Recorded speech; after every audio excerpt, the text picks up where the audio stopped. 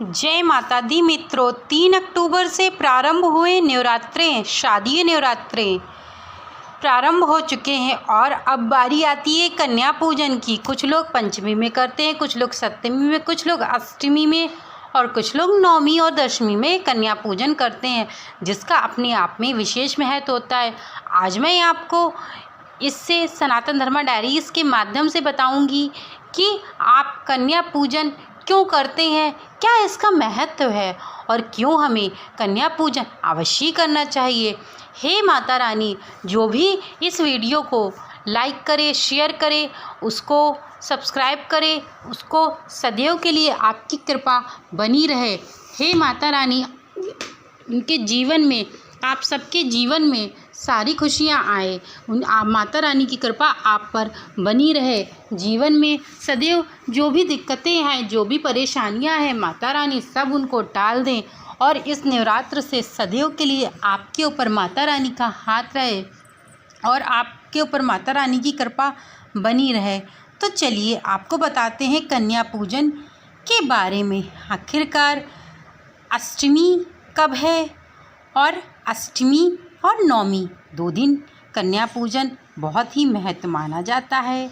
शारदीय नवरात्रि जारी हैं। इस दौरान माँ भगवती के 9 रूपों की 9 दिनों तक श्रद्धा वह नियम के साथ भक्त पूजा अर्चना करते हैं और माता रानी का आशीर्वाद पाते हैं। माता रानी की कृपा पाने के लिए भक्तगण अनेकों प्रयास करते हैं, परंतु कुछ ऐसा कर बैठते हैं जिससे माता रानी का आशीर्वाद नहीं प्राप्त होता है। तो नवरात्रि में कन्या पूजन का विशेष महत्व हो जाता है। आपको कन्या पूजन जरूर करना चाहिए। आप व्रत रह रहे हैं या नहीं रह रहे हैं, क्योंकि कन्या पूजन का एक अलग विशेष महत्व होता है। दुर्गा पूजा का दूसरा दिन अष्टमी है, यानी कि दुर्गा पूजा का जो दूसरा दिन होता है वो अष्टमी का दिन होता है, जिसे महादुर्गा अष्टमी के रूप में भी जाना जाता है। जो भी व्यक्ति इस महाअष्टमी में कन्या पूजन करता है और माता रानी का व्रत रहता है और माता की चौकी करता है, माता रानी के भजन गाता है, उसको माता रानी सदैव के लिए कृपा बरसाती हैं और उनके जीवन में माता रानी की दया सदैव बनी रहती है। महाअष्टमी नवरात्रि का सबसे महत्वपूर्ण दिनों में से एक है।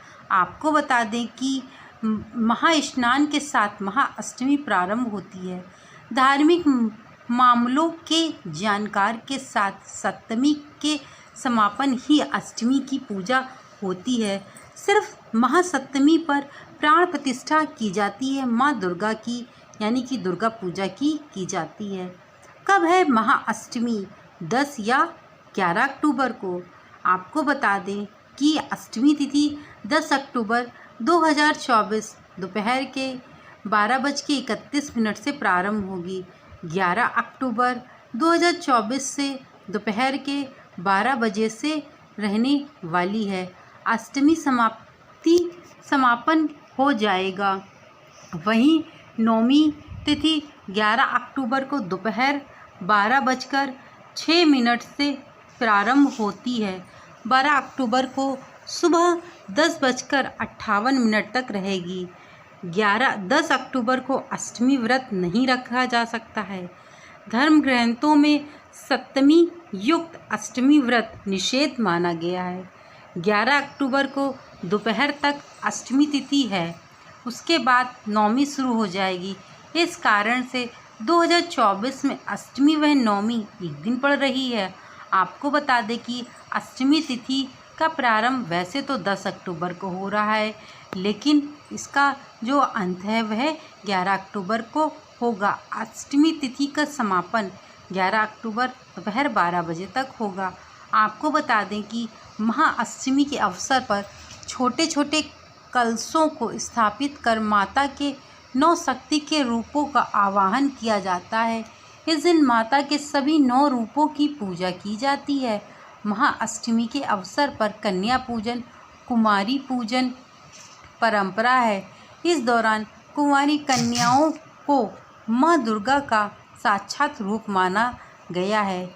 नियम पूर्वक उनकी पूजा अर्चना की जाती है। इस अवसर कई जगहों पर इन कन्याओं को अंग वस्त्र, नकद व भोज्य सामग्री भी परंपरागत दी जाती है। दूसरी ओर कई जगहों पर नवरात्रि में लगातार 9 दिनों तक कन्याओं का पूजन किया जाता है। ऐसे ज़्यादातर जगहों पर अष्टमी के अवसर पर कन्या पूजन की परंपरा है। महाअष्टमी के दिन पौराणिक संध्या पूजन की परंपरा है। अष्टमी के दिन अंतिम 24 मिनट का समय वह नवमी के दिन का पहला 24 मिनट के समय को संध्या काल के रूप में जाना जाता है। नवरात्रि के 9 दिनों में संध्या काल को आपको बता दें कि ये जो काल होता है ये बहुत ज़्यादा शुभ मुहूर्त वाला होता है और आपको बहुत ज़्यादा महत्वपूर्ण और बहुत शुभ माना जाता है। इस मुहूर्त में संध्या काल में शुभ मुहूर्त में पशु बलि की परंपरा है। वहीं कई जगहों पर शाकाहारी बलि की भी परंपरा है।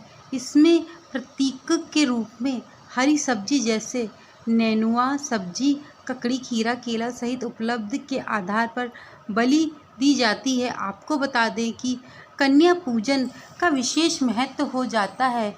कन्या पूजन करते समय आपको इस बात का भी विशेष ध्यान रखना चाहिए कि माँ दुर्गा के रूप में कन्या पूजन किया जाता है और माँ के 9 रूपों के आधार पर पूजा की जाती है और आपके जीवन में सदैव के लिए कन्या पूजन करने से मनुष्य के जीवन में सदैव कन्या पूजन का विशेष महत्व हो जाता है। अब मैं आपको बताऊंगी कि कन्या पूजन देखिए नवमी और अष्टमी एक ही दिन पड़ रही है, आपको मैंने बताया। अब क्या है कन्या पूजन का शुभ मुहूर्त, यानी कि किस मुहूर्त में आप कन्या पूजन करें जिससे आपकी मनोकामना पूर्ण हो। देखिए अष्टमी और नवमी एक तिथि पर ही पड़ रही है, यानी कि 11 अक्टूबर को कई शुभ मुहूर्त भी कन्या पूजन के लिए बन रहे हैं। वहीं ब्रह्म मुहूर्त सुबह 4:40 से लेकर 5:29 तक रहने वाला है।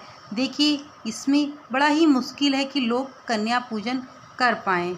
अगर आपके घर में कन्या अवेलेबल है तो आप कर सकते, वरना ब्रह्म मुहूर्त में कोई नहीं कर सकता है। दूसरा है अभिजीत मुहूर्त, ये सबसे उत्तम मुहूर्त है। इस मुहूर्त में आप ज़रूर कन्या पूजन कर लीजिएगा। अभिजीत मुहूर्त में 11:43 से लेकर 12:30 तक रहने वाला है। विजय मुहूर्त 2:30 से 2:39 तक रहने वाला है। इसके अलावा गोधूली मुहूर्त 5:55 से 6:19 तक रहने वाला है।